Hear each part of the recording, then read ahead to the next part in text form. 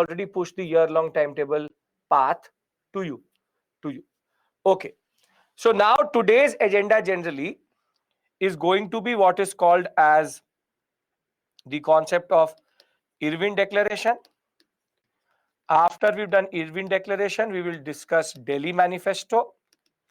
Once we're done with Delhi Manifesto, we will move to the Purna Swaraj Resolution. Thereafter, we will go to Purna Swaraj Resolution. From Purna Swaraj Resolution, this whole sector will move to the next 1, 2, 3, and then we'll move to CDM phase 1. Then we'll discuss Gandhi-Irwin Pact, the truce, then CDM phase 2, and we will end today's class with Puna Pact, with McDonald Award, and we will also in between discuss the RTCs, RTC 1, 2, and 3, roundtable conferences. So can I give you the timeline for what we have to do today? Gandhi versus Bose tomorrow. Haripuri and Tripuri session tomorrow. Now, let us see what we have to traverse today. And I'm very serious when I say that the minor timelines are important. The Pauli Declaration and Irwin Declaration, same thing. These minor timelines do matter because these words, Delhi Manifesto, the concept of Irwin Declaration, sometimes UPSC asks them to put in chronological order. But you don't have to remember the years, but at least you need to know which came which. So is Irwin Declaration first or is Delhi Manifesto second? And when I'll give you the master timeline in the last class, you will automatically have all these events in one whole chain. So I'll give you a master timeline. That is the purpose of the last class, which is consolidating everything. I'll start with 1613 and we'll go till 1947. So we start today in 1929, October. Then we move to November of 1929. Then December of 1929. Once we're done with the year of 1929, we'll move to the year 1930. Very significant things are going to happen this year. Then 1931, 1932, 1933, 1934, and 1935. Now, what happened in October of 1929? This is called Irwin Declaration, also called the Pauli Declaration. November of 1929, thereafter we have what we call as Delhi Manifesto. I will discuss everything with you, you know that. Just have to understand the basic concept here. And then you have Lahore session, one of the most important sessions in Indian history, which is called the Purna Swaraj Declaration. Now you've done this. Once you've done this, we move to the year 1930, extremely important generally because of the fact that we will have 11-point ultimatum.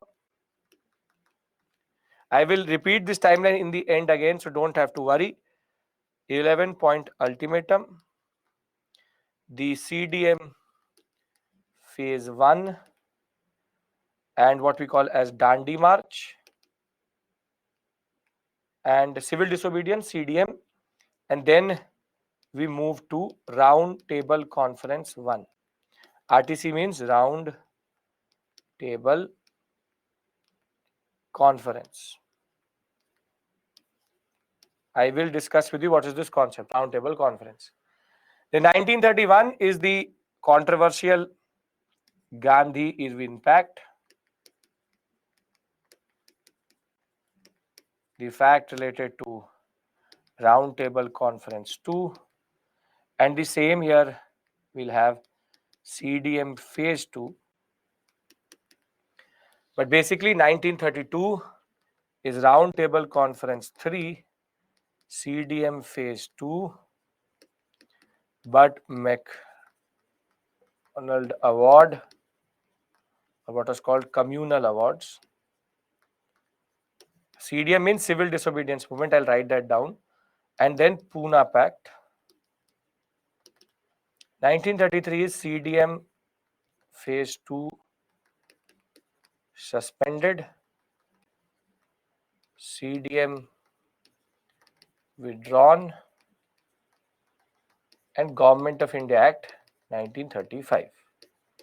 Government of India 1935, also called the White Papers. CDM means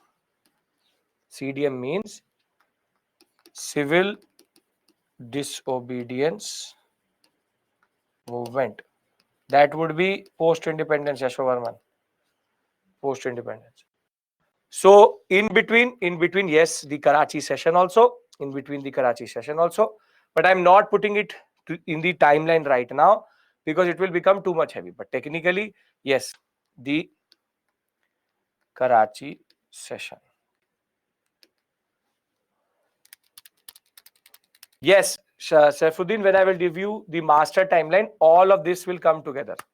All these smaller timelines will come together into one basic. Harsh, Surya Sen, we did not skip it. Surya Sen, we will discuss when we'll discuss the aftermath of the CDM. Because technically the timing of Surya Sen is the CDM period only. So rather than doing it separately there, I've just put it here. Don't worry about that. So Chittagong raid, Surya Sen is something which parallelly happens to this whole concept. Because it's 1930-ish period, 30-31. So don't have to worry about that. I know that is the last small thing which is left there. Okay. Now this is the basic timeline we cover today. We'll discuss the 1935 Government of India Act tomorrow. But today it's more about understanding what is this Irwin Declaration, what are roundtable conferences, and the basic point of Purna Swaraj Declaration, why Purna Swaraj Declaration, and this concept of CDM, Civil Disobedience Movement. So if we are basically clear about what time we are traversing, then we'll go into the details. Yes, everybody's here, everybody's ready, because then I start to develop each of these concepts. Perfect. Great. So I'll come back to this again. 3 basic timelines we are to discuss. First 1929, then 1930 separately, 31, 32, and 30 with regards to roundtable conferences. Okay. Now what I want from you is you need to concentrate right now, because I'm going to technically go to the last class where we had discussed this concept, but now we will again revisit it with the larger context of what is happening. So the last time we were discussing about larger Indian politics, we were discussing about the Simon Commission. And when the Simon Commission came to India, it came with an all British committee. Therefore, this response to the Simon Commission is called the Nehru Report. And with regards to Nehru Report, we saw that they asked for dominion status. And the concept of dominion status is nothing but partial independence, where we have a responsible government in India, but the ultimate executive is still the Queen or the King. And basically, we get independence within the empire, within the Commonwealth in that sense. Now, what the British do is that now the British have to somehow reiterate what Montagu had said. Montagu in 1917 had said something, which is that what is the target of the British in India? What did Montagu say? What is the target of the British in India? Come on. The target of the British in India in 1917 was what? Very good. It was about sedition not equals to Swaraj and responsible representative government. Very good. Great. So basically, he said that we want to give responsible government to the Indians. But thereafter, they already did a lot of things: Rowlatt Satyagrah, Jallianwala Bagh, non-cooperation movement, and the Chauri Chaura. All this got lost somewhere. And because of the Swarajist no-changer politics, the Simon Commission comes to India. And thereafter, this question again comes, is what is the purpose of the British in India? That is the basic point. Okay, you are exploiting us, but what is the end game here? What is the end game here? And herein comes a very important declaration which comes on 31st October 1929, which happened to be Deepavali or Diwali, and this is called the Deepavali, or what we call as the Irwin Declaration, Deepavali Declaration or Irwin Declaration. Irwin is the viceroy, and Irwin is considered to be a conservative viceroy. He's a conservative viceroy, not that good to Indians, but not that too conservative, but okayish. Not a Curzon, but little bit close to him. Now, in Irwin Declaration, there's a very important concept which Irwin says. And what Irwin says is, and now please pay attention, from here on, we are now discussing what we have to discuss for today, and you have to just create a picture in your mind. Irwin says and reiterates the fact that India, the ultimate purpose of the British is responsible government, that we want to give responsible government to the Indians. But for the first time, the British technically use the term dominion status. Now, Irwin is going to take what Nehru report said and start to annoy the Indian nationalism by saying that the ultimate purpose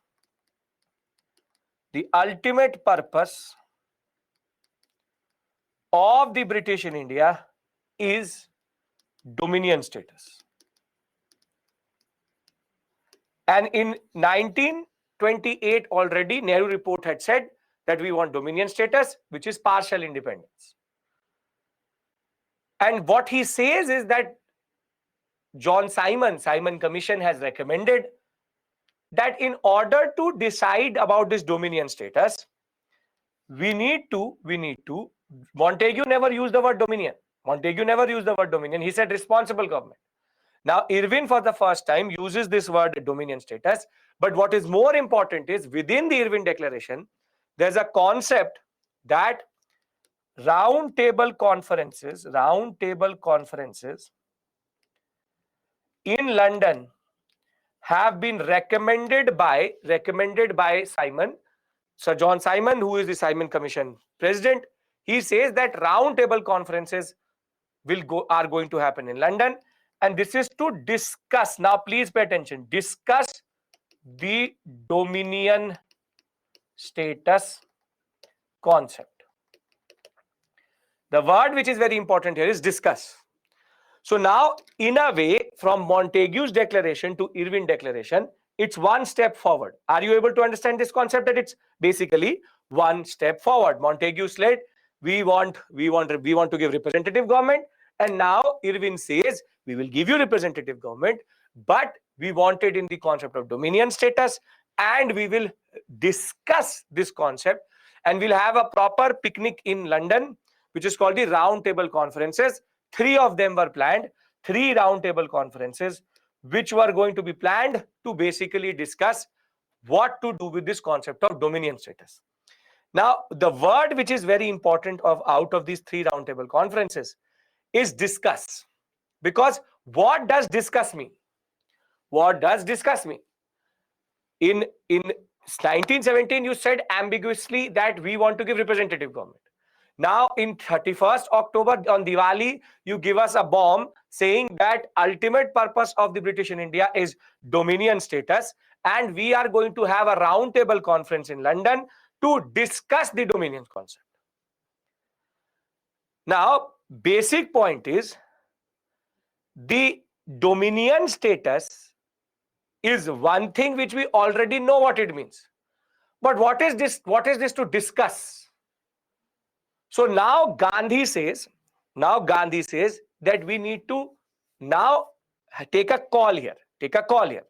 So Irwin Declaration, 2 points, dominion status and round table conference. Is this clear? Then I move to the 2nd November of 1929.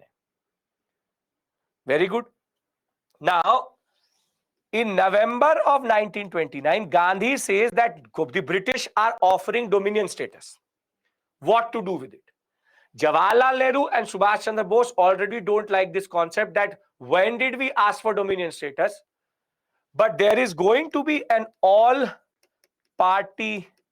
meeting in Delhi in which Gandhi and all prominent personalities are going to come and meet. And the basic point is that they say, okay, you want to give us dominion status, give it right now, give us dominion status in 1929. And this drama which you want to do called the round table conference, we will not discuss. We will come to London and we will form a constituent assembly. If you want to call us for round table conference, and which is to make a constituent assembly and make a constitution of this independent, partially independent India, then we are going to join you in round table conference. We are not going to come there and you are going to ask me, so how do you feel? Do you like British independence? Do you like British rule? So what is your conception of dominion status? We don't want to answer these questions. You want to give us dominion status, give it to us right now. If you give it to us right now within a year, it is okay. We will come to roundtable conference. We will discuss how to make a constituent assembly. We will discuss how to make the constitution. The constitution will be made. We will get dominion status. So the first major discussion, or the what is called the Delhi Manifesto. The Delhi Manifesto says that dominion status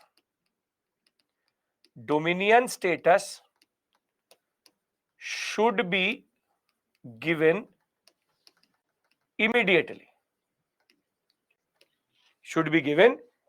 Round table conference means round table conference. A conference happens around a round table, and it happens in London. So dominion status should be given immediately.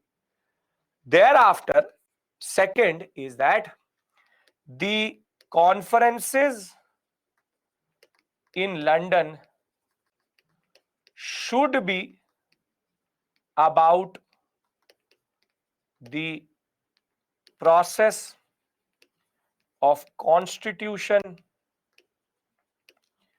making and constituent assembly,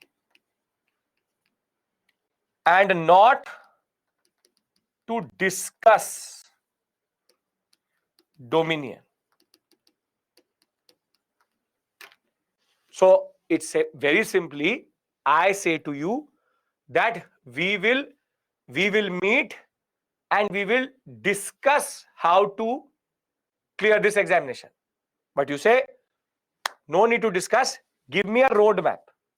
The round table conference is not going to be about how do you feel, what you are going to do, what is this concept. So the Delhi Manifesto, which is published in November of 1929, very simply says that, okay, Irwin Declaration says that dominion status is the ultimate purpose of the British, and 3 round table conferences are going to happen for that. So the Delhi Manifesto very simply says, okay, want to give us dominion? Right now, give us that dominion, and we will discuss. We want RTCs, round table conferences, to be a concept of constitution making. Are we clear about Delhi Declaration, Delhi Manifesto and Irwin Declaration? Perfect.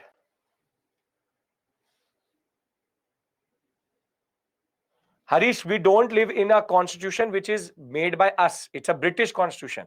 The Montagu-Chelmsford reforms, which is 1919 Government of India Act. So the structure right now is not Indian. It's not a constitution. It's all governmental acts, which are British acts. Now, Gandhi and Nehru go and meet with Irwin, and they very straightforward ask Irwin, what is the purpose of the meeting? What is the purpose of the meeting? You tell me, what is the purpose of the meeting? And Subarna, don't have to learn that. What is the purpose of the meeting? And very simply, Irwin says, whatever be the purpose, it is not about constitution making.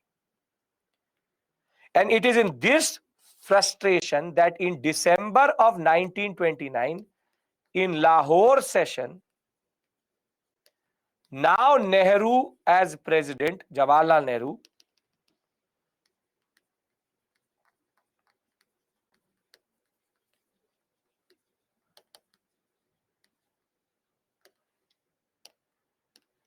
the INC adopts the famous Purna Swaraj resolution, or what is called complete independence resolution. And it was decided that on 26th January 1930, we would celebrate the first Independence Day. Independence Day. And this is the basic point here. This is the basic point here, that now Jawaharlal Nehru and Subhash Chandra Bose, two very young important members, will very simply say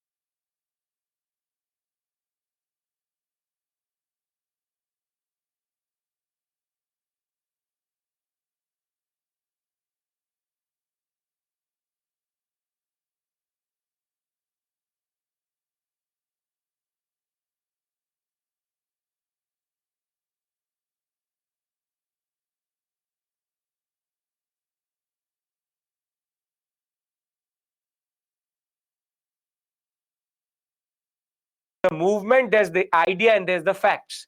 The idea and the movement should be clear. Facts is something secondary here. Can we agree to this much, that we understand the CDM? Why do we call it an all India level movement? Why is it so important? Why is it so important? So whenever we will discuss the CDM, we will always talk about the salt marches. We will always talk about no rent, no revenue. We will also talk about Chaukidari, anti-Chaukidari tax movement. We will also talk about the national flag. When we discuss the national flag as a symbol, we can talk about Tripuran Kumaran. And thereafter, we have to talk about women's participation. When we talk about women's participation, we talk about two personalities for sure. Sarojini Naidu and second and most important, Kamala Devi Chattopadhyay.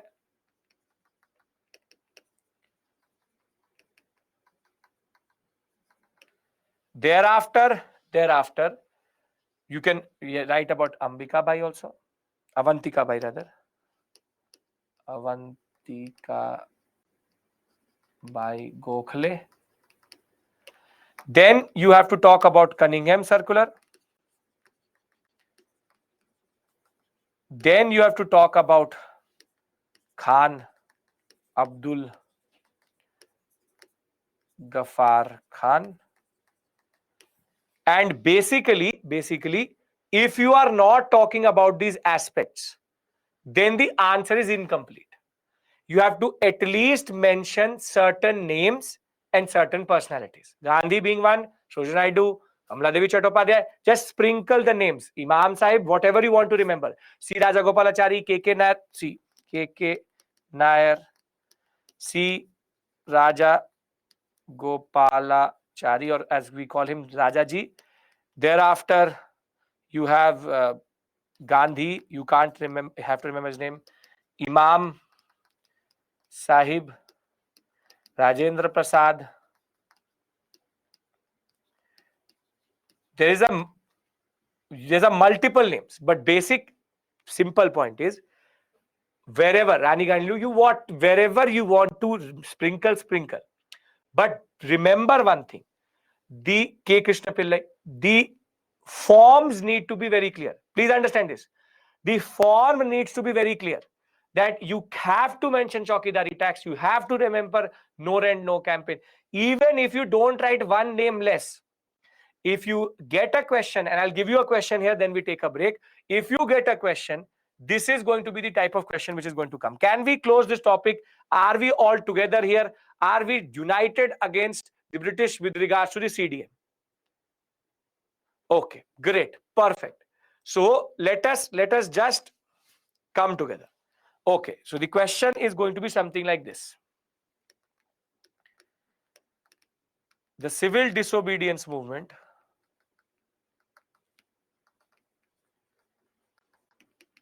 in Indian history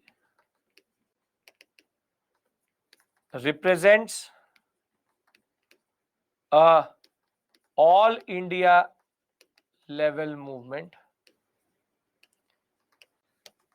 with multiple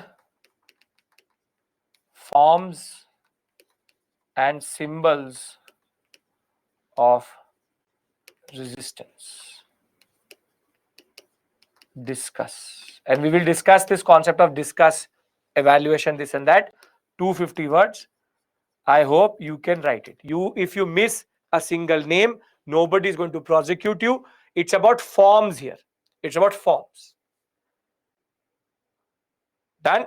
250 words means 15 marks. Can we take a break? Yes, we can. Perfect. So we come back at 7 p.m. and I hope that you are clear about what we are doing here. Perfect. Thank you. Cool down.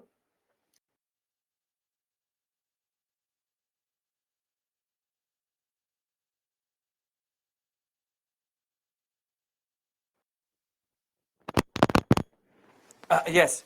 Amitaj. Labdi, you can write either way, whatever you like. whatever you like. Now, Amritansh, there's a problem in learning these answers by heart. Because what UPSC will do is it will change a little word and everything will change.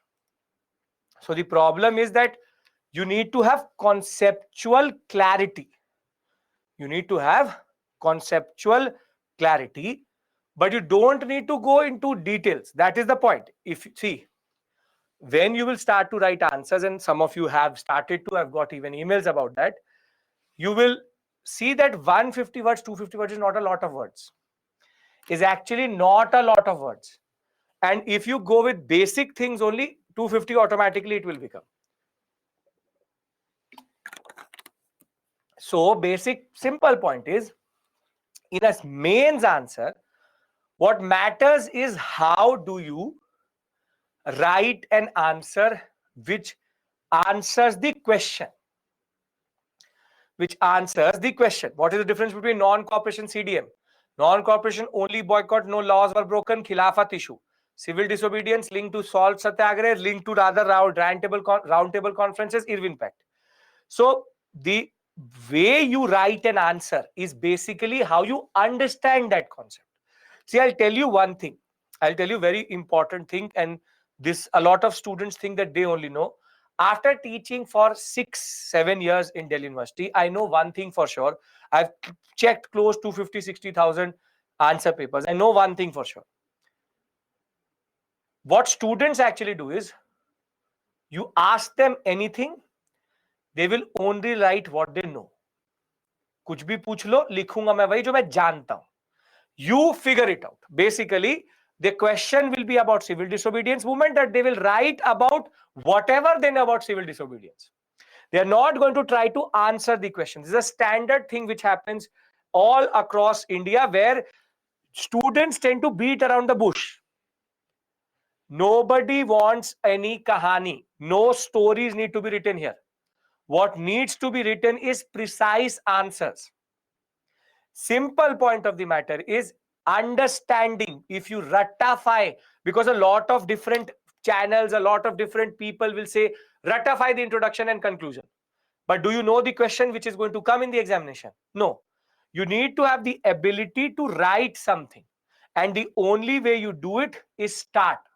Once you start to write, you will automatically realize what are the issues, and slowly but surely you will conquer it. There is no magic wand. There is no concept of any drink, I make you drink and you will start to write very quickly or very well. It is practice, practice, and practice. That is the only way you write good answers. That's it. Harish, don't put subtopics. Don't put subtopics. Don't worry about that. It has to be para, point, para. Subtopics and all don't need to put in. In this question, what subtopic will you put? You keep it very simple. History answers need to look very neat. Paragraph, point-wise paragraph. Yes, everybody? Yes, you get my point. Amritansh, great, perfect. Kritika, I've seen your messages. Can you tell me your query? Because you are talking about the book somehow. See, understand one thing. You don't learn from Bipin Chandra. You revise from Bipin Chandra, which is that PPTs plus NCRT is the bare minimum and must. Bipin Chandra is when you revise. But you will realize one thing, that this much level of detail is not there in Bipin Chandra. A lot of you would have tried it also. That is not there. That is not there. So you actually have to keep it very simple, which is PPT. Once you start to learn, you will automatically cover all other books. Right? Okay. Kuru, good question. That what is the vocabulary? Now, don't have to hurt the ego of the examiner. If you are writing words for which he has to open a dictionary, then it's a problem. Simple NCRT level language is more than enough. That is why everybody says read the NCRT, read the NCRT. NCRT level language is what is expected in the examination. No flamboyancy, nothing at all. So Kritika, don't worry, I will bring the book in class. I will tell you what we've covered. I'll tell you what to do with that also. So don't worry about the book. Simple point is NCRT, the PPTs cover everything. Every question can be done from the PPT. Just have to revise it once, right? Vocabulary of the question. The vocabulary should not be flamboyant, that you are writing very difficult words. simple NCERT level vocabulary can be developed by just going through the newspaper and the NCERT itself. You will read a lot of books. Nobody is asking you to go to Salman Rushdie or level of Ramchandra Guha. Simple, right? Okay. Middle class participated, yes. Difference between NCM and CDM, Subarna, very simply. That is a movement which happened with regards to Khilafat and was not about breaking laws. It was about basically not cooperating and boycotting. CDM is related to the larger issue of Indian nationalism, all India level movement. That is not an all India level movement. It has Hindu Muslim unity, it does not have Hindu Muslim unity. So comparatively, they have different perspectives. Can we now go to the Gandhi-Irwin Pact part of the story and the roundtable conferences? Yes. Abhinav, consider the PPT as your book. If you will actually, there is no one book for modern India. If you are a history optional student, you would know there's no one book. You have Shekhar Bandyopadhyay, you have Sumit Sarkar, you have Bipin Chandra Struggle for Independence, you have Since Independence, then you have Bipin Chandra and NCERT. There's no one book. That is the problem. Even if you are following Spectrum, the problem with Spectrum is it leaves a lot of topics or does not give you mains level knowledge. It only gives you prelims level knowledge. That is the problem. Okay. Yes, Harish, why not? Okay. Can we talk about roundtable conferences? Yes, the PPTs are enough for mains. Anything you want to write can be written from here. Okay. Now, as I said, in the background, this whole drama called the roundtable conference is happening. Yashovarman, sure, but you are then following blindly. That is the basic problem. And the PPTs has much more information than that book also. That is your prerogative, totally. PPTs are enough. You have to go through PPTs for sure. Optional, not. You, Prashant, have to go a little bit further because historiography goes in. Okay. Roundtable conferences. As I said, whilst all this is happening, the CDM is happening between March 1930 to December 1930. One thing more was happening in the background, which is called the Roundtable Conference. First one.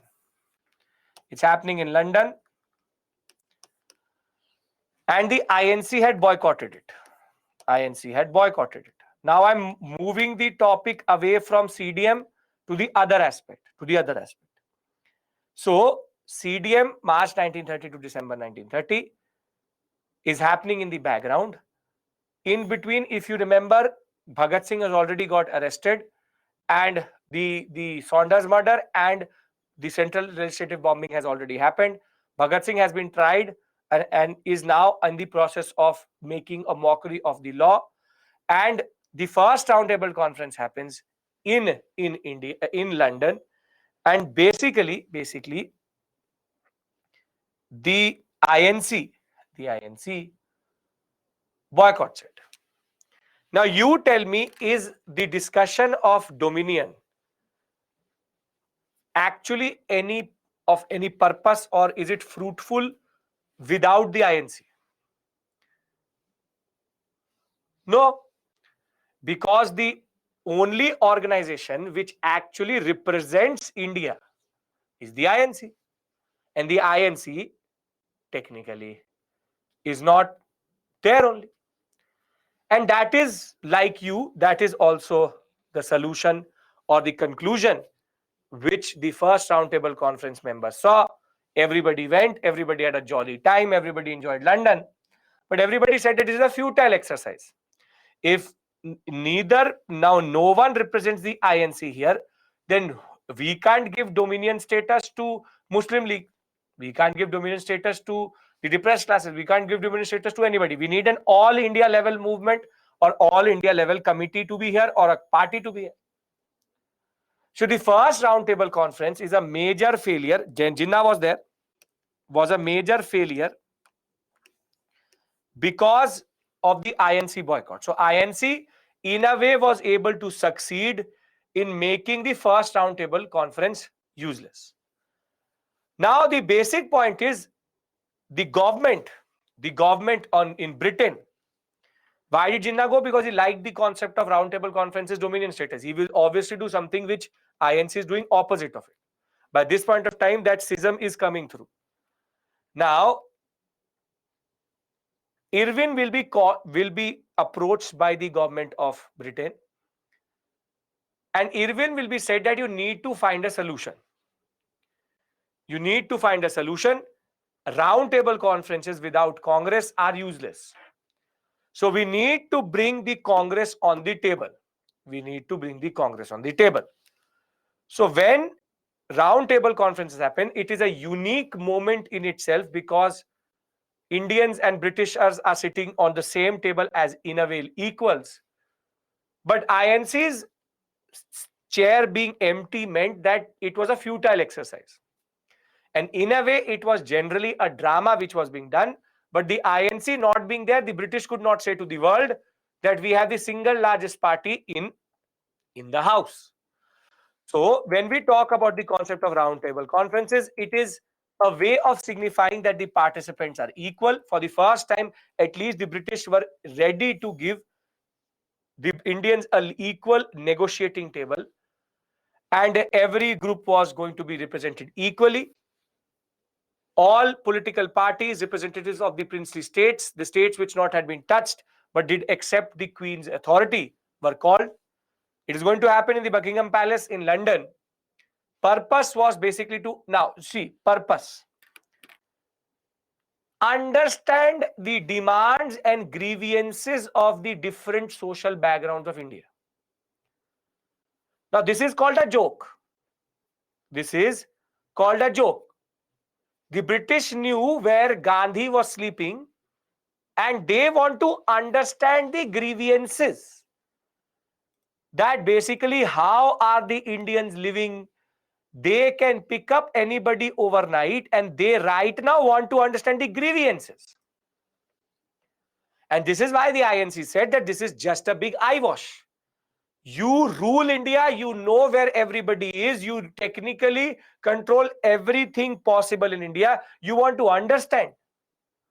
You are giving separate electorates, dividing India. You have now technically divided into different parts. You've given separate electorates to even the Sikhs, Europeans, Anglo-Indians, and the Muslims. And you want to say that we want to understand the demands.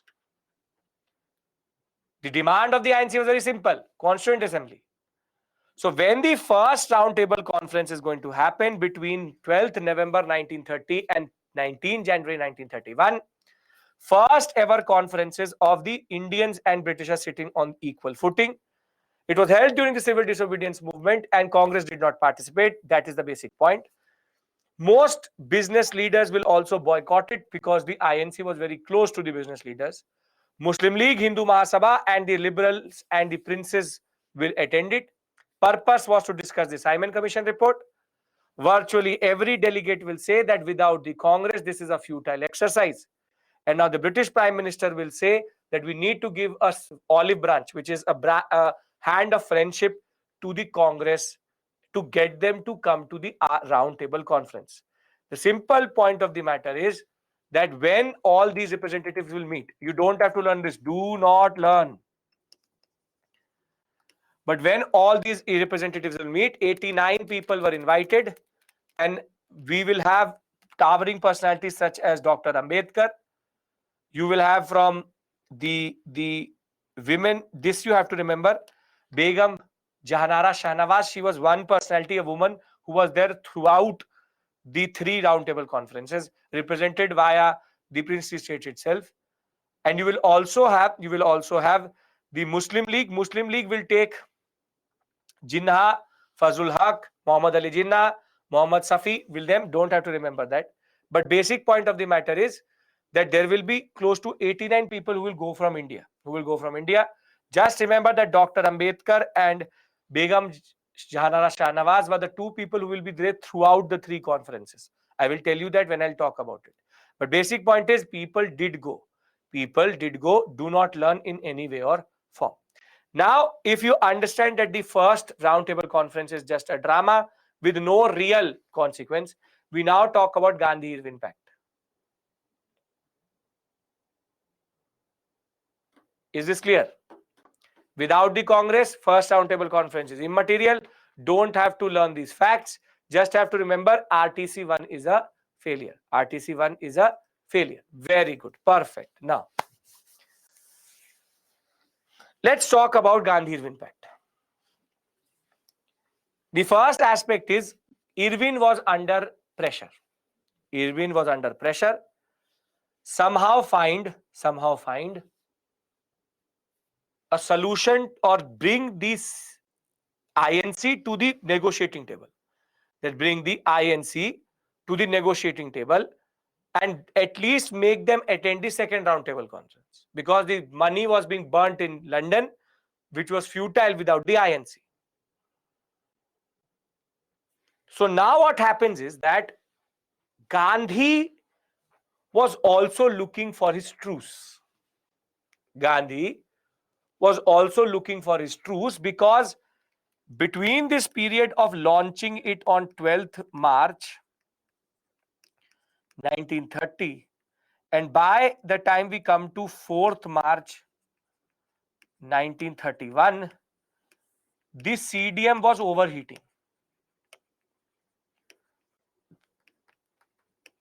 The CDM was overheating. Basically, people were struggling. Irving was not giving up. Nobody was getting nothing. Violence was now slowly but surely creeping in. But CDM was not going anywhere. I broke the salt law. Now, British arrested me. Thereafter, people broke the salt law. But India is not getting independence. India is not getting dominion status. And the movement is getting overheated slowly but surely. And Gandhi could see that. And in his model of struggle, true struggle, you need to take a truce at the right time. At the right time. And Gandhi could see that the people were wearing down. So coincidentally, both Gandhi and Irwin were looking for something. And Gandhi was looking for a truce, and Irwin was looking for the Congress to somehow be brought in to the RTCs. So we understand why Gandhi is looking for the truce, why Gandhi is actually there or is ready to go into a negotiation with Irwin. Now, very simply, later the British will technically scold Irwin for what he did. But there will be certain demands which will be put up by Gandhi. Out of all demands, everything will be accepted except for two. So what I'll do is that I'll show you the demands and then we'll discuss the Bhagat Singh angle. So on 5th March 1931, there's something called Gandhi-Irwin Pact comes in. And it has almost been a year that the movement began to take force, but Gandhi could see that the movement was slowing down. By January 25th, 1931, Gandhi and other CWP members were now released unconditionally. So they all had been arrested. So they are now released by the government unconditionally. So the first olive branch which Irwin does.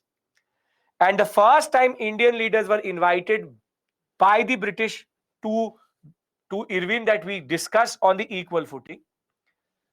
Gandhi initiated discussion with Viceroy, and this discussion with Gandhi and the British Indian government in Delhi is also called the Delhi Pact or the Gandhi-Irwin Pact or the Gandhi-Irwin Pact. Now, why did he take a truce? Because very simply, there was a need to stop the movement because the movement was becoming slowly but surely, very simply overheated. Now Gandhi will go, Congress Working Committee, CWC, Gandhi will go with all demands and the following will be accepted by Irwin except for two. Now listen to me. Irwin agreed for return of, listen to me, for the aspect of the INC to go to the second roundtable conference. The government agreed to the following if INC agrees to go to second roundtable conference. And what does he agree? Release of all political prisoners, close to 80,000 people who had not been convicted for violence. Not convicted for violence. Remission on all fees not yet collected. Basically, any tax which they had not collected, remission, reduction. Return of all land not yet sold to third party. So basically, land confiscated will be returned. This is going to impact together close to lakhs of peasantry. Lenient treatment of government servants who had resigned. Right to respect peaceful and non-aggressive picketing. Withdrawal of the emergency ordinances which were used to repress the CDM. Salt law was amended and people were given in coastal areas the right to produce salt for personal consumption. Peaceful agitation against liquor was allowed and confiscated property will be returned. Now you tell me, in the history of India, has the British ever agreed to so many major demands in return for the INC to actually sit in, just go to London? This is what Irwin was ready to accept. Basically, everything which was there in a way in the 11-point ultimatum, more or less. But Gandhi also took two more demands with him, which Irwin was not ready to accept. And Irwin very simply said that if you are going to not take this deal, I will not agree to any of this if you don't remove these two out of the list. And the two things which he did not agree to, which Gandhi did take with him, he would said that police excesses needed to be inquired, which is public committee inquiry into police excesses, meaning people being beaten up, the police doing lathi charges and all. But the most important demand, commutation of Bhagat Singh and his comrades' death sentence to life sentence. Gandhi took this demand with him, that you make his death sentence, he does not represent what you believe is the revolutionary activities. He represents much bigger than what he is, and you need to commute and reduce his death sentence to life sentence. Gandhi was agreeing, if everything is agreed, to suspend the CDM movement and go to the second roundtable conference. Now, there's a lot of controversy with regards to this concept, that people say that Gandhi did not, or rather Gandhi could save Bhagat Singh. But there are three things in this story. Firstly, Irwin already had taken all courses of action outside his power, from ordinance to the concept of that, the story I told you, very simply, the concept of ordinance, the aspect that the court was also illegal, everything. To create, very simply, Bhagat Singh was going to be made into an example because he represented something very, very bigger than what he was. He had killed Saunders. He was the one who technically threw the bomb. As we know, if anybody who was not there in that class, British did not know when they arrested Bhagat Singh, that Bhagat Singh was the same person who had actually killed Saunders. It is because of his own members of the HSRA telling them that this is the same Bhagat Singh who killed, or this is the person who killed Saunders. Irwin is going to use an emergency ordinance to make a special court, and initial sentence of Bhagat Singh was life in imprisonment, but it will be removed. A special court will be used. The basic statements of tortured approvers is going to be used to convict Bhagat Singh for what is called death sentence. Now, the basic point of the matter is Gandhi did go with this demand. Now, listen to me. But what is on the line is that if Gandhi does not agree with this demand, that if Gandhi says, I want these two demands to be accepted, then all of this goes. So basically, Gandhi in himself also is a peculiar character because he is very clear about his ideals.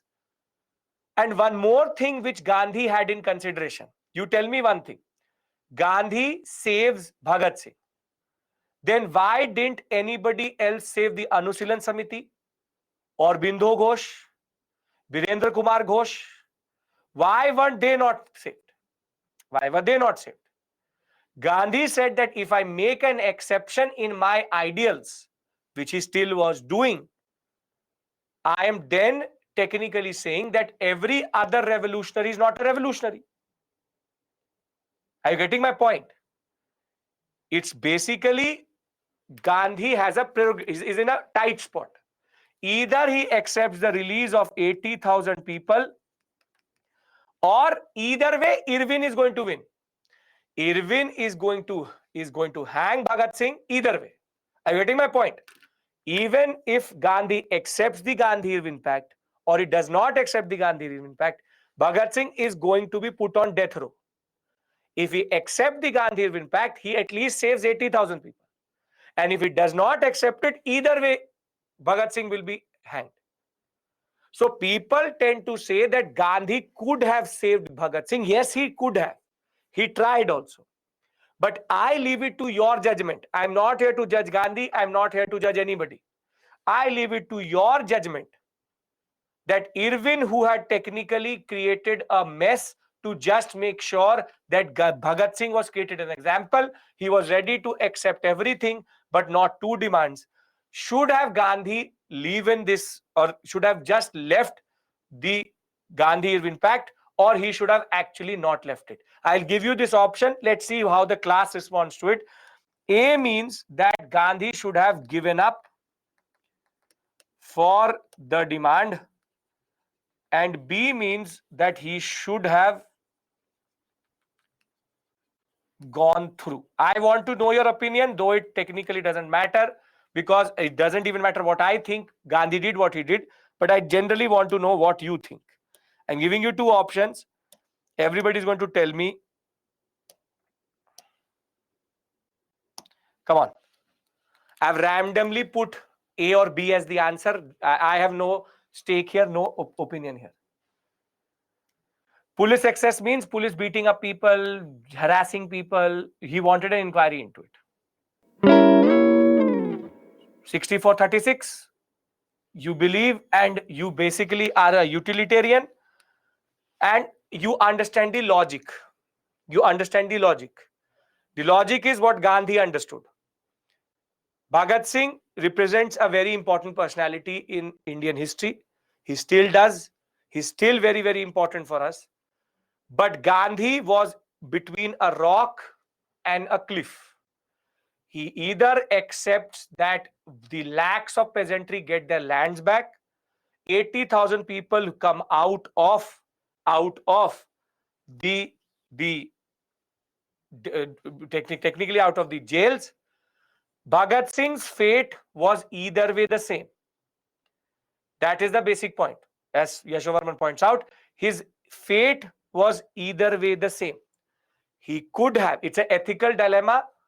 Gandhi either has to choose 80,000 or he has to choose giving up the 80,000 with Bhagat Singh. But because Bhagat Singh, Irwin is the real villain. Irwin was never, ever going to give up this concept. And I believe if Bhagat Singh was in Gandhi's position, he would have done the same thing. Because he himself believed that the peasant, the worker, and the people are much more important than just these personalities. What makes Indian nationalism is mass nationalism, not personalities. So you agree, you disagree. My basic point of the matter is I leave it to your judgment. Simple point is I have presented you the case which Gandhi had.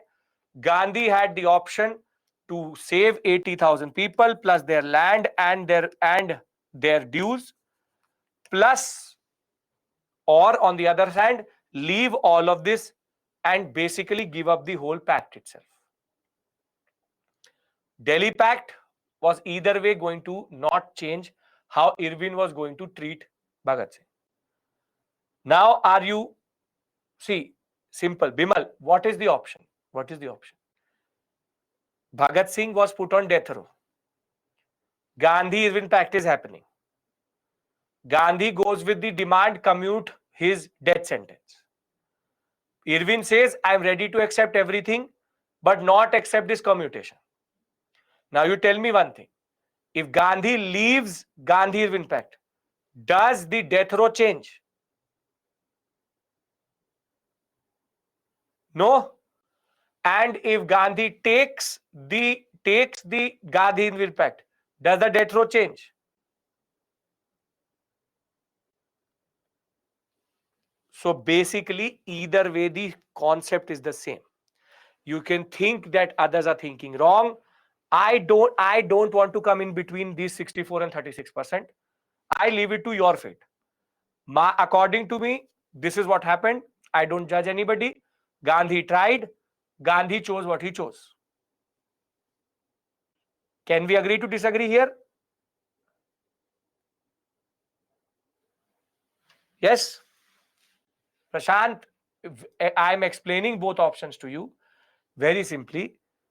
The Irwin is ready to accept all these demands. Irwin is ready to accept all these demands, but is not ready to accept these two demands.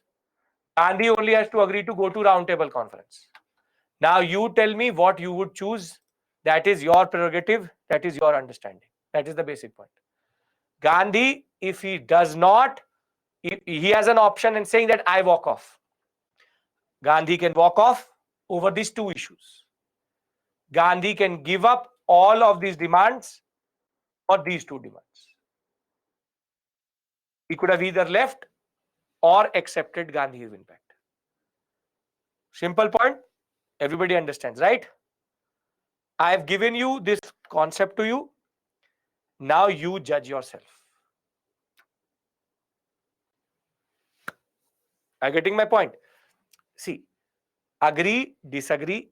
I have no opinion here because the task of the historian is to technically tell the story.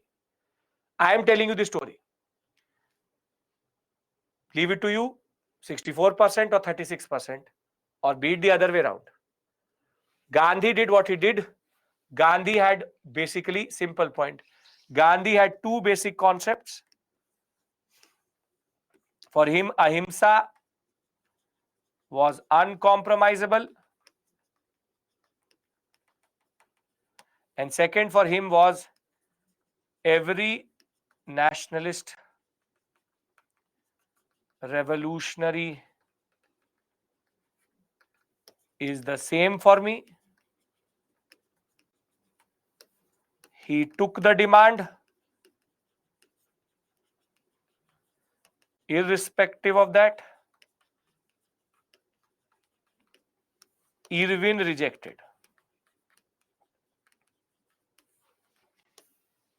Either let's the Delhi Pact or Gandhi-Irwin Pact fall out or go with it. Go with it. Either way, Irwin makes sure Bhagat Singh is martyred. Simple point is, it's about choosing all of these demands and that. Done. I hope I've given you all perspectives. Leave it to you. Perfect. Can we then talk about the consequence? Gandhi went with what he went. Yes? Great. Now,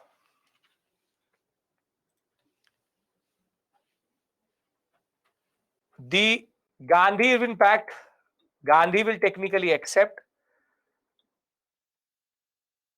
The fourth point is what? 1, 2, 3, 4.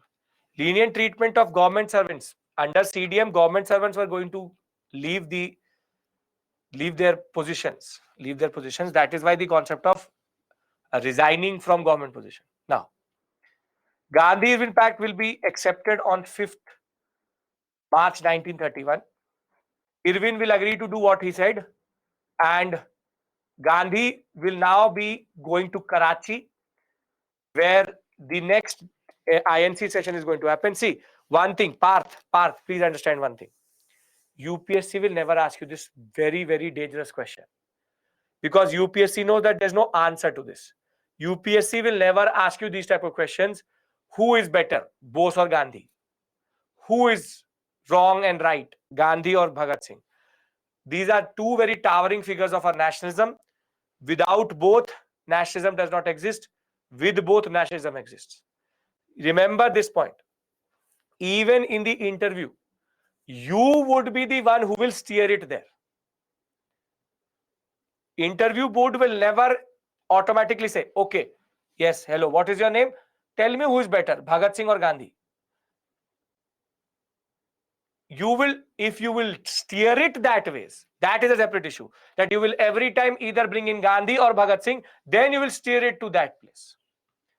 You control what the way the interview happens. So if there is an answer, you want a diplomatic answer for interview, you want a diplomatic answer. Should I give you that answer? You want a neutral answer? Then listen to me. The neutral answer to this story is going to be very simple. Both Gandhi and Bhagat Singh are extremely important personalities in our national movement. Without either, the national movement would not have been what it is. When we talk about Gandhi and Bhagat Singh, neither confronted each other directly or had any animosity between each other. However, their interaction historically comes through via the Gandhi-Irwin Pact, and the controversy surrounding Gandhi-Irwin Pact revolves around the aspect of Gandhi trying to save Bhagat Singh. We believe, and the given historical sources tell us, that Gandhi did try to save Bhagat Singh via the two demands which were not accepted by Irwin. However, Irwin made sure that the larger national movement would fail if Gandhi would have walked off. Either way, the fate of Bhagat Singh was sealed because of Irwin's insistence of either allowing the pact to go forward or not allowing the pact to go forward. He did try. However, the fact of the matter is that Gandhi chose what he chose because of his ideals and his understanding of nationalism. Now, you obviously can't ratify this. You would have said it in a very... Irwin gets the win-win either way. So it's such a big answer. But you would technically be trying to sabotage your own interview if you're discussing these issues with the board. Basic point. Kanranshu, this is not the way interview happens. These are IAS officers. They will choose one name. It's not a game. You choose what you want to choose according to your ideal. You choose what you want to choose. I am not here to impose my understanding, because I have no understanding only. I'm a storyteller. I am telling you the story. I leave it to you what you want to do. You can see, if you are discussing these things in the interview, most probably you are doing something very dangerous with your interview. You've given the mains process, the whole prelims process, to now go and talk with 50, 60-year-old IAS bureaucrats, and that too about Gandhi, Bose, and these things. Dangerous, quite dangerous. But as I said, there is a diplomatic answer for everything. They are not going to be so crude that you will say black and white. The answer is gray. You getting my point? Getting my point. I gave you a diplomatic answer, but you can see that the diplomatic answer itself is gol matul. It's all saying the same thing in two different ways. Yes? Great. Okay. Can I close this issue? Can I take the story forward? Ethics paper, Tushar, there will be hypothetical situations, not Gandhi and Bhagat Singh. Don't worry. Okay. No, Sachin, see, even if you're a history optional student, why are you going and talking to the UPSC chairman about Gandhi and Bhagat Singh. They will not randomly say, okay, today I'm going to ask him that. You steer the way the interview happens. Simple point. Okay. Now, why Gandhi took the truce is because the signs of exhaustion had already come through. And no doubt there was disappointment, a lot of disappointment that Gandhi-Irwin Pact was done. Peasants of Gujarat were disappointed because the land were not restored immediately. Vast masses of people were jubilant that the government at least regarded the movement so significant that Gandhi and Irwin were actually on the same footing. And political prisoners were released from the jails, and 80,000 unnamed heroes did come out. 80,000 satyagrahis did come out of the jail because of this pact. Because of this pact. And that is the real story behind it, that 80,000 people were released. Now, see, Gandhi has in principle accepted 80,000 is a very big number that way. Gandhi in principle technically had accepted Gandhi-Irwin Pact. Now it was about the INC accepting it as a body, and that is called the Karachi session 1931. Karachi session is known for 2-3 very interesting and important developments. First is that the Gandhi-Irwin Pact, will be accepted. At the same point of time, Gandhi will be chosen as a sole spokesperson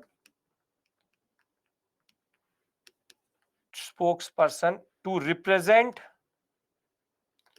the INC in second roundtable conference. Only one man. Gandhi represents the INC. Then there are two more things which were introduced at the Karachi session.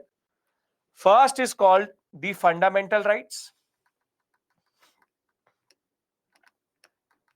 and second is called national economic program.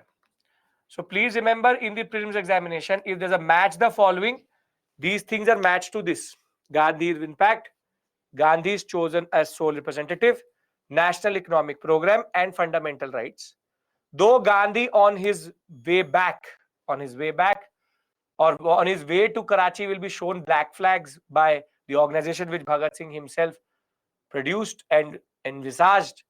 But now Gandhi going to London was final.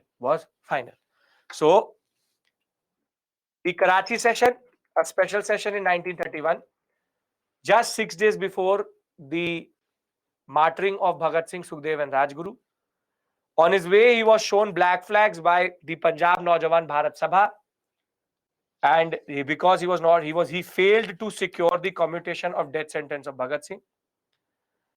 And here there will be a word of honor that while disapproving and dissociating itself with political violence, Congress admired the bravery and sacrifice of the three martyrs. The goal of Purna Swaraj will be now reiterated, and the Delhi Pact will be endorsed, and two things others will also be endorsed in this whole plan. First, the fundamental rights. It was believed that once the INC becomes the representative government of India, it will fundamentally give the rights to the people, freedom of speech and press, associations, assemble, universal adult franchise, equal rights irrespective of caste, creed, and sex, neutrality in state religious matters, free and compulsory primary education, and protection of culture, language, script. Does this sound familiar to you?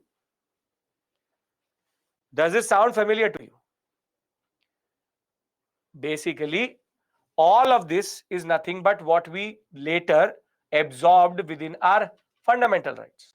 So the origin of fundamental rights in India goes to the Karachi session.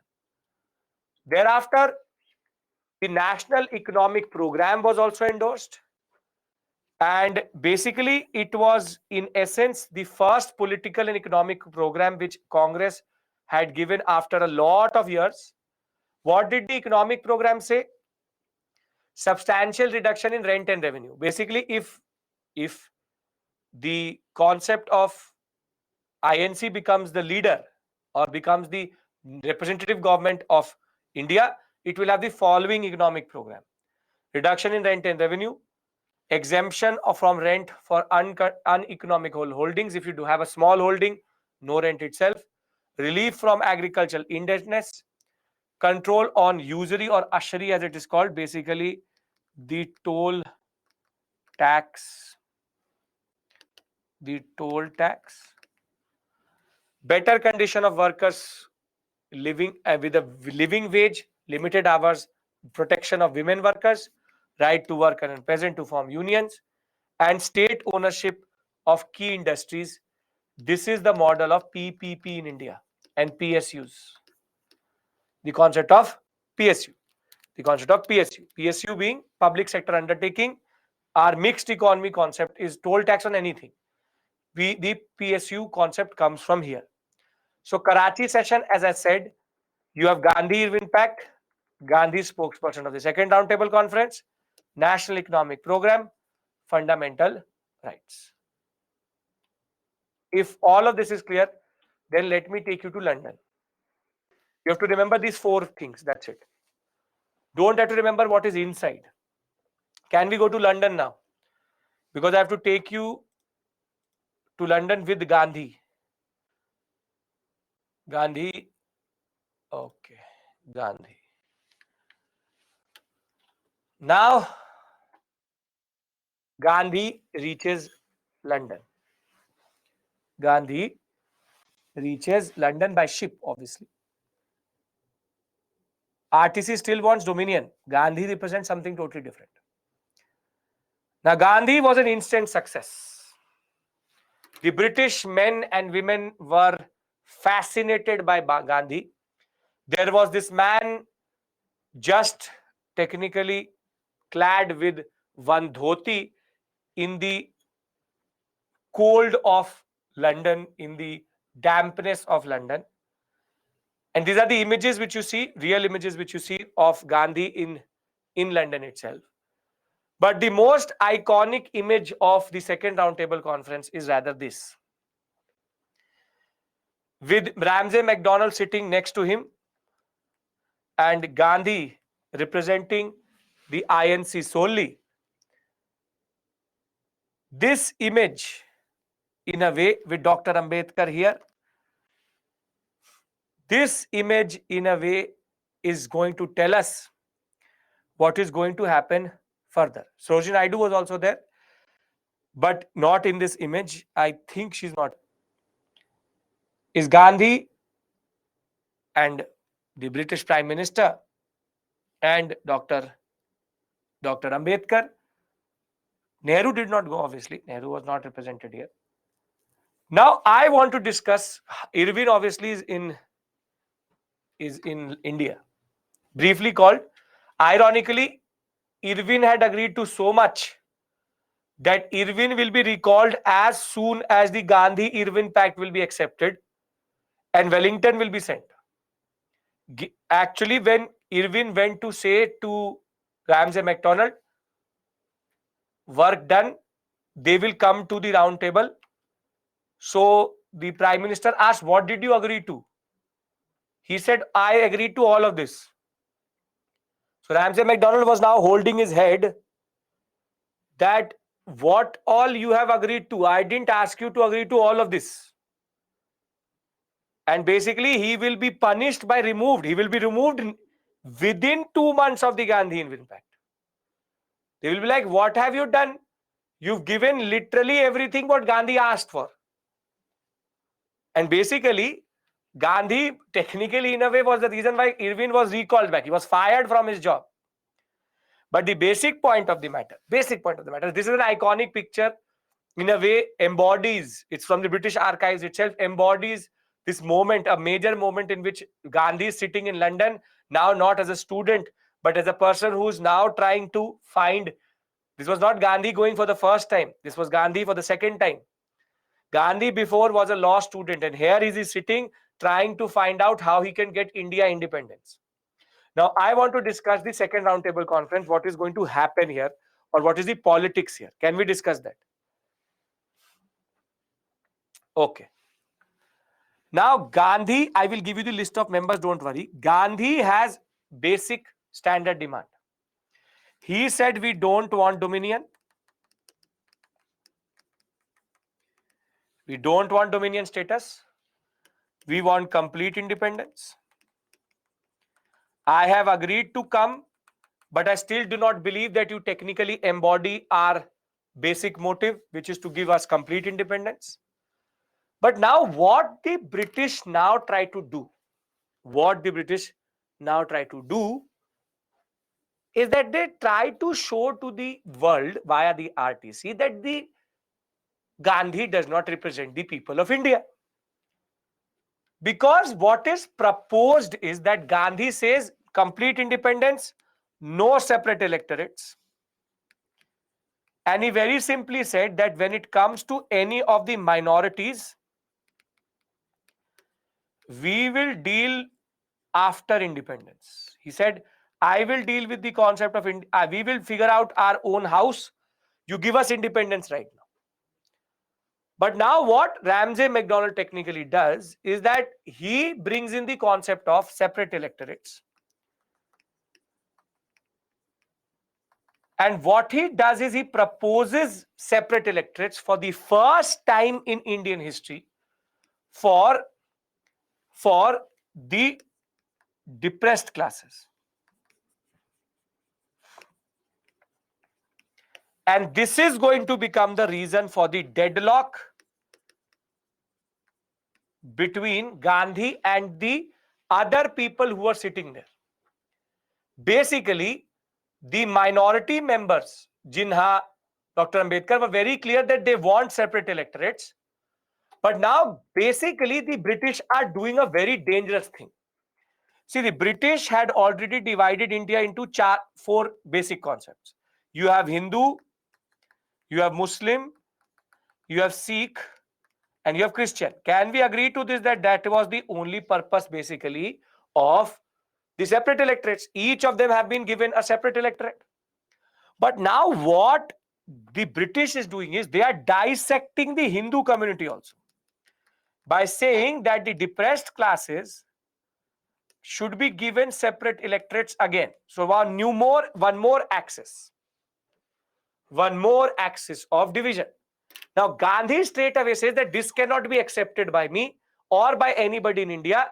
We cannot say that the depressed classes are a separate part of Hindu society. He said, if we are going to do this, then you will divide us on any line you want. You will divide us on caste, separate electorate for each and every caste. Everything will be divided according to whatever we see.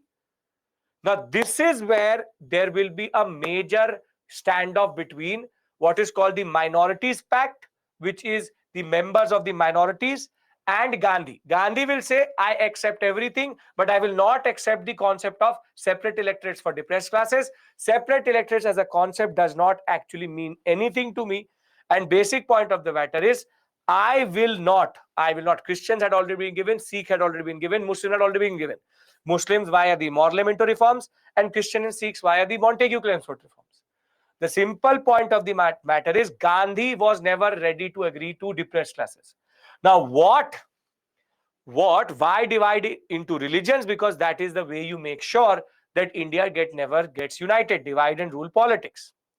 The simple point of the matter is now British are doing politics. And what they do is there's a deadlock and the second roundtable conference will fail because Gandhi will straight away say that I don't accept any of the demands. I don't accept anything. And basically, the INC was literally discredited by the British by saying that, see, this is the INC. They are not united only. Basically, to the world now, the British can say INC does not represent all of India. It does not represent all of India because Indians are not ready to stand behind the INC. And this is where the major politics is done by the British. And what is the point is Gandhi is going to come back. Gandhi is going to come back. As soon as he will come back, he will try to meet Wellington. Wellington, do two spellings you will find in books, Wellington and Wellington, same person. And basically, Gandhi will say that I want to meet Wellington. Now, after this point, after Irwin, no viceroy ever accepted to meet Gandhi again. Because people said that Irwin was a fool, that he actually met Gandhi on equal footing. Wellington said, I don't want to meet you. And what Gandhi will do is, he will launch the second phase of the CDM called CDM phase 2. He will say, I will start civil disobedience again. Wellington said, do it. And he starts. But the problem is, Wellington was not Irwin. Wellington will use heavy repression, police lathi charge shooting, and technically take everything what Irwin had given. And Gandhi thereafter will now get caught up in this concept. He will get arrested himself and will now get caught up into something what we call as Communal Awards and Puna Pact. But when he did come, he started CDM phase 2. CDM phase 2. Can I discuss all of this from the PPT? You get the point, what is called the Minorities Pact versus Gandhi. Minorities say we want separate electorates. Gandhi says, no, we don't. No, we don't. We don't want. Okay. So, on 7th September 1931 to December 1st, 1931, the Irwin will be replaced very quickly. You will find two spellings, done also, Welling. Done and Ton are the same person. Let me remove this name and I put you this.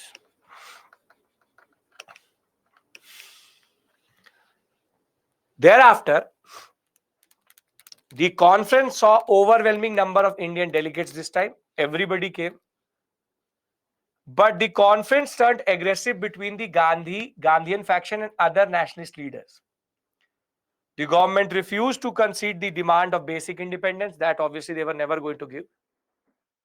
But why is this conference considered problematic? Because Gandhi represented the Congress at this conference. Sarojini Naidu went with the Indian women. In the conference, Gandhi reiterated the partnership between Britain and India now as two equal nations. And Gandhi's main point include responsible government immediately, both at center and province. Congress should represent India alone. Untouchables were Hindus and not treated as a minority. There should be no separate electorates or special safeguards for Muslims or any other minority. Now, this will not go well with anyone else. And basically, the participants would include Gandhi from Congress and Muslim League. They took technically a barat there. The whole, I don't know, 31 members were there. Everybody in Muslim League said that I want to go to London. So you see Muslim League, how many members went? That's a separate issue altogether. But Congress is represented by Gandhi. For us, what is important is depressed classes represented by Dr. Ambedkar again. And you have women where Sarojini Naidu, the Nightingale of India, and again Begum Jahanara Shahnawaz is going to be there. Other than that, you don't have to remember anything specifically. Now, what is the deadlock? Can we discuss the deadlock? Everybody is with me till this point? No issues? Everybody understanding the deadlock? Yes? Now, the deadlock is that Churchill will say, conservative Churchill will say that we need a stronger stance against the Congress and they demanded a strong government in India and a strong viceroy. Ramsay MacDonald, who headed the conservative-dominated cabinet with a weak and reactionary Secretary of State Samuel Hoare, overwhelming majority of RTC delegates were conservatives, men who had used or were used by colonial government to assert that the Congress did not represent all Indians and neutralize Gandhi's and his effects. The session soon became a deadlock over the question of minorities. Separate electorates were being demanded by Muslims, depressed classes, Christians, Europeans, Anglo-Indians, which is together called the Minorities Pact. And Gandhi fought desperately against this concerted effort, all for constitutional progress, unconditionally based on no minority politics. This is the same deadlock I'm discussing, but I'm discussing through the PPT. Now, outcome of all of this is going to be Gandhi is going to come back. What will be decided here is that two Muslim states, two Muslim majority provinces will be created, which will come in 1935 Act. 2-3 committees will be formed, but basically government failed to concede the Indian demand for freedom. As it is, they were never going to give it. Now, as soon as Gandhi comes back, he could see that political turmoil was spreading all across India. Viceroy had now introduced a lot of ordinances. He will return on 28 December 1931. He will decide to resume the civil disobedience movement. Wellington will refuse to meet Gandhi on December 31st.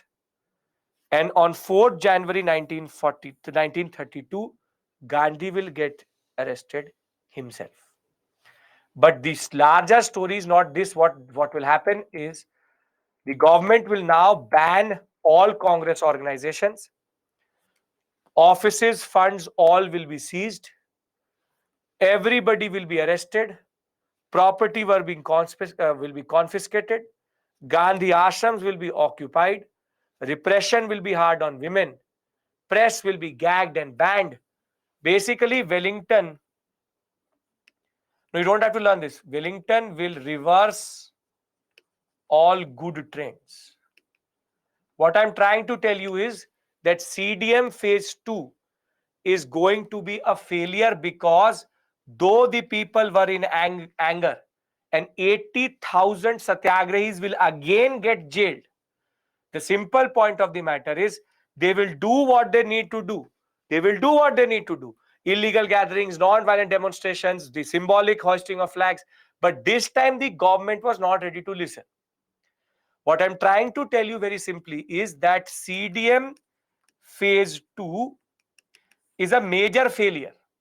Is a major failure, because Gandhi was arrested and the government's approach had totally changed.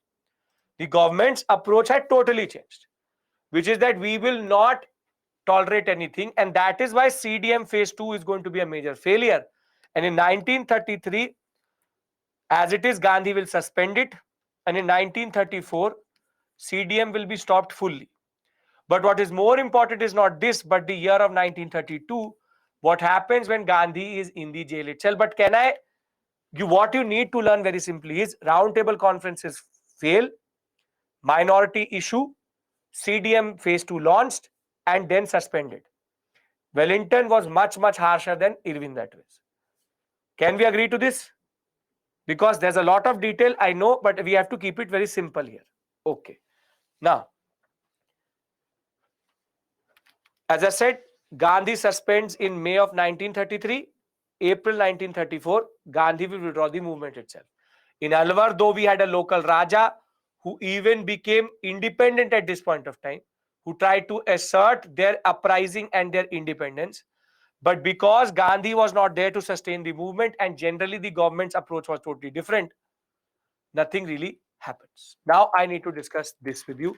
Very important. Anglo-Indians, which really don't matter in this story. Anglo-Indians, you ask me, who are Anglo-Indians? Anglo-Indians are father Britisher, Indian mother. Okay. What to write, what to learn? Simple. I discussed CDM with you. Phase 1, phase 2. First roundtable conference failure. Second roundtable conference failure. You need to remember why it failed. Why it failed. Can we agree to that much? Yashika, everyone. Why it failed? Because of the minorities issue. Great. Perfect. Now, third roundtable conference is going to again happen in the background. It will be failure. But what is more important is this. Now, irrespective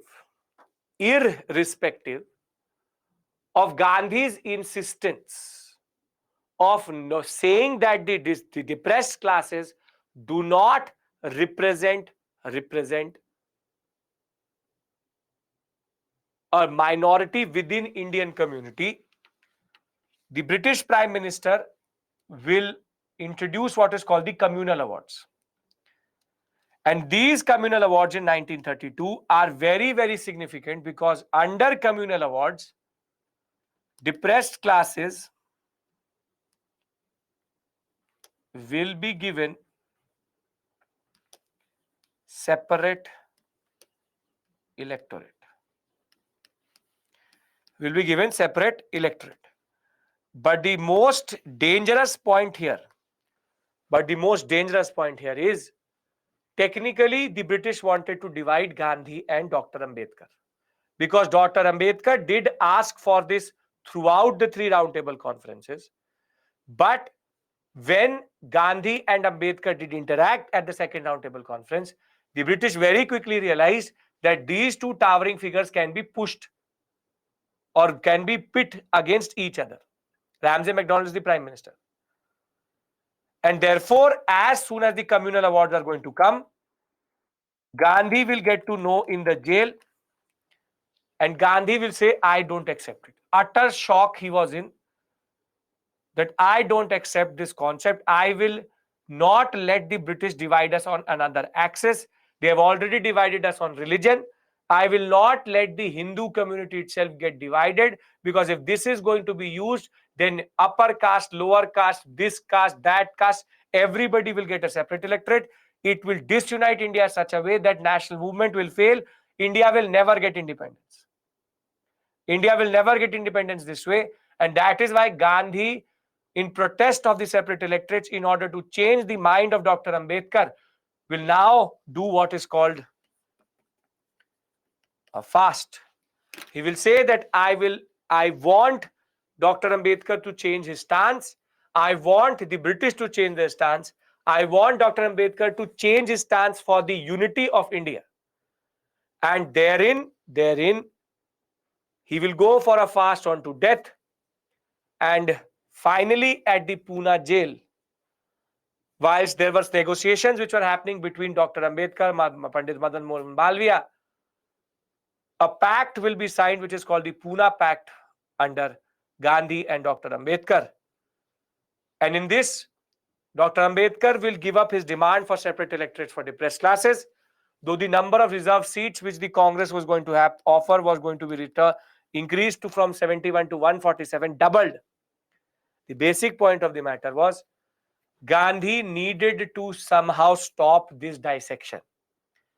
And now when Dr. Ambedkar is going to write to Ramsay MacDonald that I do not accept separate electorates, thereafter Ramsay MacDonald Communal Awards will be taken back. However, now Gandhi will change his orientation. Between 1932 to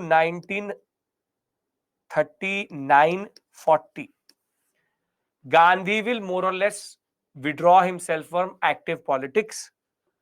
And now he will go into what we call his Harijan campaign. In order to show that Gandhi was serious about the issue of depressed classes, he will say, yes, Puna Pact between Gandhi and Ambedkar, Gandhi will say that my commitment towards untouchability, and I will not call them depressed classes, I will call them Harijan. And therefore, he will now organize 2-3 important different bodies which will represent his Harijan campaign.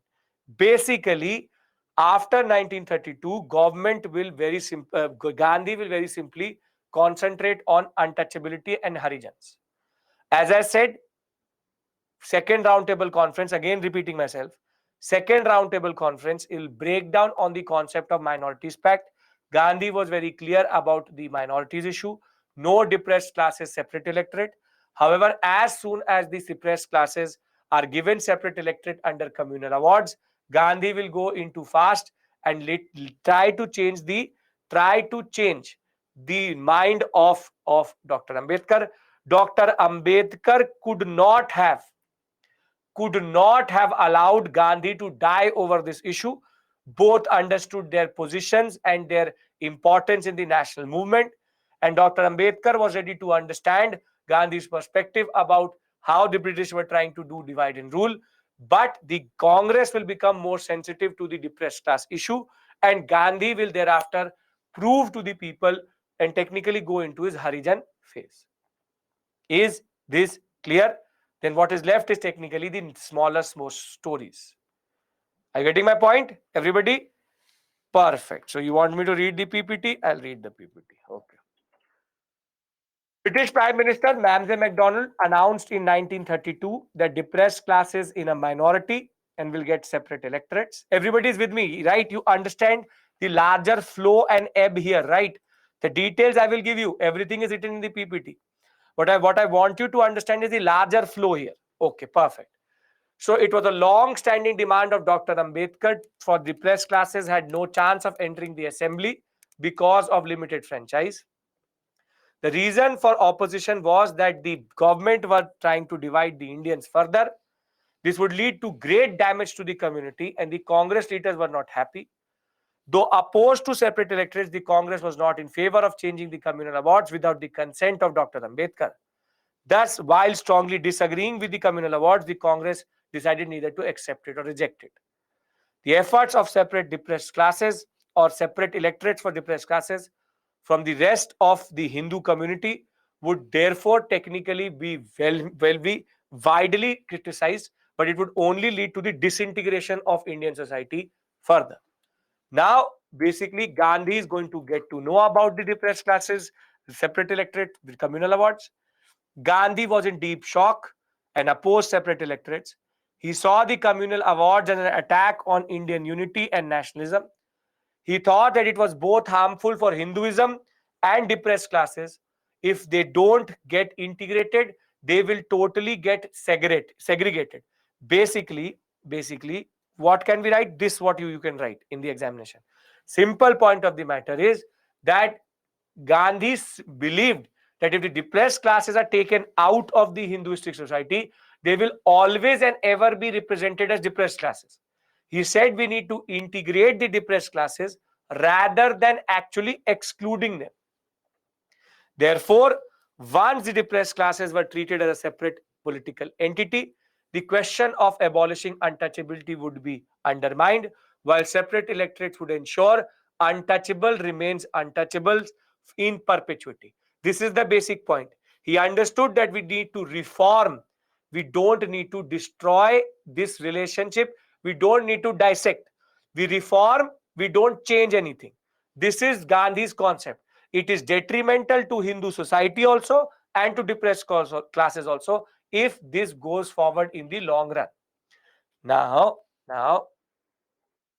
he said what was required was not protection of so-called interests, but eradication of untouchability. Gandhi demanded that depressed classes be elected through joint, if possible, wider electorate through universal franchise, while expressing no objection with regards to larger number of reserve seats. He said reserve seats give, but reserved plus joint, not reserved plus separate. Now it's called the Puna Pact. Gandhi was in the Yadarwa jail. He went on to fast on to death in order to oppose McDonald Awards on 30th September 1932. Due to Gandhi's fast, huge pressure created on Dr. Ambedkar to take this demand back. And Dr. Ambedkar, MC Raja, and Madan Mohan Malviya will try to hammer out a compromise. And Dr. Ambedkar finally agreed to agree or to basically meet the negotiations of Gandhi. And what is going to happen is on 5th September 1932, there was a pact between Gandhi and Ambedkar, which is called Puna Pact, after which no separate electorate for depressed classes, Instead, separate electorates would not be given. What will be given is depressed classes seats will be increased in provincial legislative assembly from 71 to 147 and 18% of total legislative central legislature. Adequate representation of the depressed classes in civil services, and the pact was accepted by the government as an amendment to the communal awards. But the government is so problematic that even after doing this, they will actually push it in the Government of India Act 1935, which you will see. Simple point is, it was a very important moment for India because these two towering leaders were able to reconcile each other. Now, in order to prove that Gandhi was serious about the Harijan issue, Puna Pact clear, everyone? Last 10 minutes. Puna Pact is clear, right? Yes. Now, in order to prove that Gandhi was serious about the untouchability issue, he will therefore introduce his what is called as Harijan campaign. Under Harijan campaign, now Gandhi will retreat from active politics and now start the anti-untouchability campaign, which he actually had thought about.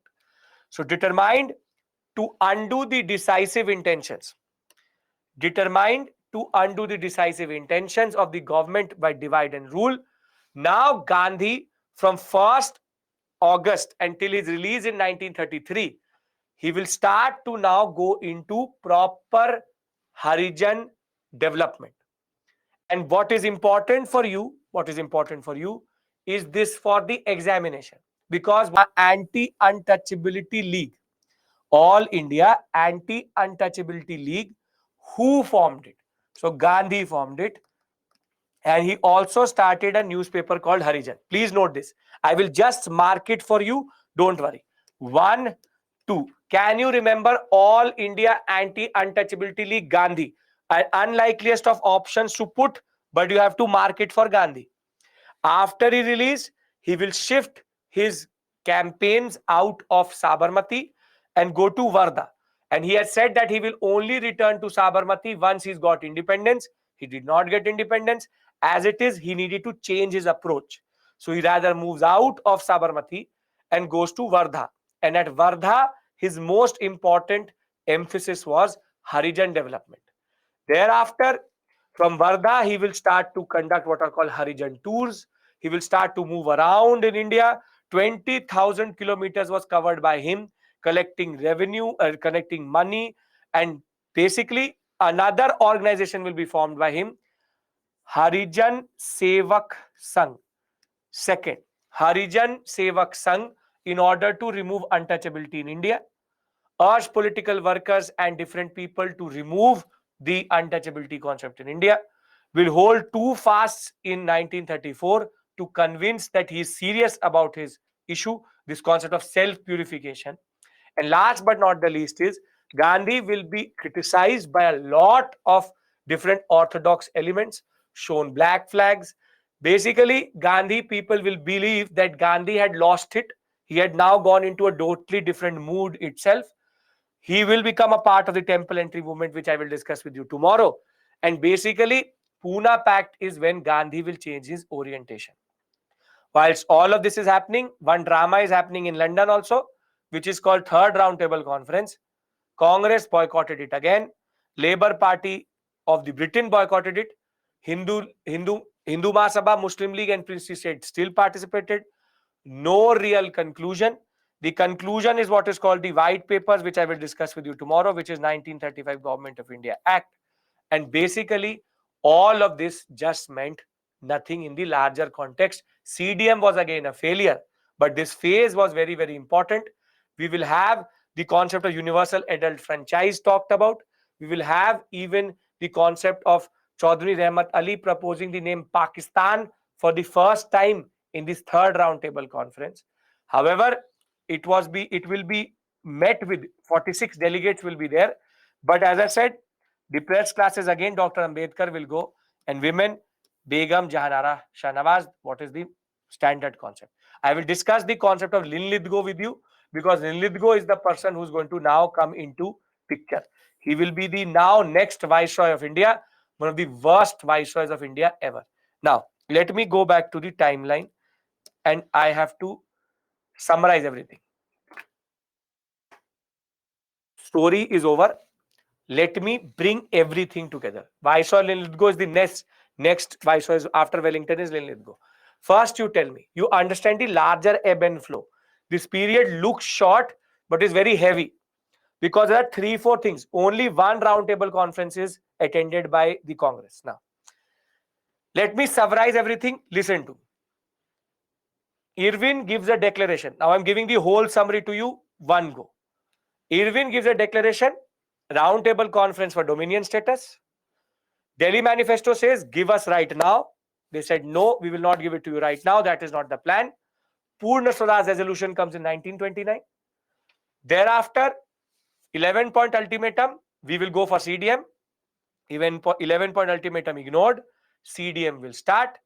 CDM, very important first phase, 30 to 31. Everybody is part of it. No revenue campaign, no rent campaign, salt marches, anti-Chaukidari task, the Khan Abdul Ghaffar Khan, Krishna Pillai, KK Nair, C. Rajagopalachari, all India level, Cunningham Circular, perfect. Everything is perfect. But first roundtable conference happens in the background, useless without the INC. Government wants the INC in the roundtable conference. On the other hand, Gandhi can see that the movement is overheating. Now there's a convergence. That convergence is called Gandhi-Irwin Pact. Everything accepted by Irwin except for 2, police excess and Bhagat Singh commutation. And for that, Gandhi will go as the sole member for the second roundtable conference. Second roundtable conference happens. However, the concept of minorities issue is going to become a deadlock. Gandhi will say depressed classes are not separate part of Indian society. He will come back, launch CDM phase 2, but the government will repress the CDM phase 2. It will become useless by 33, 34 abandoned. However, 32 itself in Yadarva Gale, Gandhi will now hear about what is called the Communal Awards. The Communal Awards was given by Ramsay MacDonald, the Prime Minister, which is separate electorate for depressed classes. Gandhi will go on to a fast. That fast will in turn lead to what? The pact which is called the Puna Pact between Gandhi and Ambedkar, which is that Ambedkar will give up his concept of, Dr. Ambedkar will give up his concept of the separate electorates. He will go for reserved seats. Separate electorates is removed. Reserved seats with joint electorate. Thereafter, Gandhi will try to prove that he is serious about the untouchability issue. From 32 to 38, 39, he will go into his Harijan campaign. This is what is the summary of this whole period. The only 2 people who attended all 3 roundtable conferences, Dr. Ambedkar and Begum Jahanara Shahnawaz. Does this make sense? Can you now envisage the whole period in that sense? Done? Perfect. Great. Harijan timeline, don't have to worry, just have to write 2 things. All India Harijan campaign, All India Harijan Untouchability League and Harijan Sevak Sangh. That is it. Puna Pact in simple words, Racha, government gives separate electorates to depressed classes. Ambedkar wanted it. Gandhi convinced Ambedkar to change his demand by a fast Puna Pact. Okay, if you don't have a question, I will see you tomorrow. Tomorrow is a very important phase. Everybody is disillusioned. Gandhi versus Bose. 35 to 42 we will reach. We will discuss Government of India Act 1935. We will discuss perfect Shruti. Extremely satisfying to know that. The basic point of the matter is we will discuss Gandhi versus Bose. We will discuss the concept of August offer, Cripps mission, Government of India Act 1935. Harijan was an article launched by him, yes. So, thank you so much for your patience. Today, we've covered a very major phase. We will see you, I will see you tomorrow, same time. Last 3 classes of modern India. Once that, we will do post-independence, equally interesting, equally important. Saturday, there will be an extra class so as to make up for the time we lost in the first class. Most probably 7 to 10:30, we will discuss what we have to do. You will get a notification for that. Perfect. Gandhi and Ambedkar and Dr. Ambedkar and Gandhi, Bhagat Singh and Gandhi, I leave it to you. It is your call. You are your master. You are independent You are free to do what you want to do and understand what you want to understand.